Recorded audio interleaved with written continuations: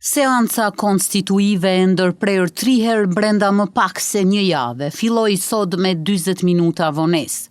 Pike e rendit të ditës ishte zgjedhja kryetarit të kuvendit të Kosovës, mirë po përveç kësaj në rendite ishte edhe mrimi i 5 nënkretarëve. E në nderim të Papa Franceskut, seanca nisi me 1 minutë heshtje. Deputeti i Lëvizjes Vetëvendosje, Glauko Njufca, tha se partia e tyre propozon sërish për kryetarët të kuvendit deputetën Albulena Haxhiu. Mirë po pasi Haxhiu nuk ka marrë 61 vota në seancën e kaluar, ai kërkoi marrëveshje me partitë të tjera politike për çështjen e kryetarit të kuvendit.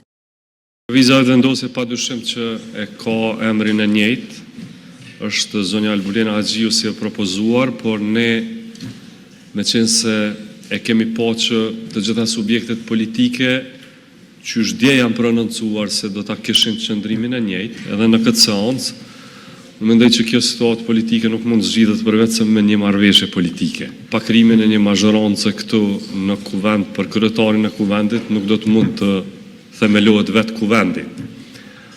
Mirë po kjo e njëjta logjikë është edhe për nënkryetar. Ndërkohë, Avni Dehari, kryesuesi i seancës, pas kësaj ndërpreu seancën e sotme dhe shtyu atë për të mërkurën në orën 10.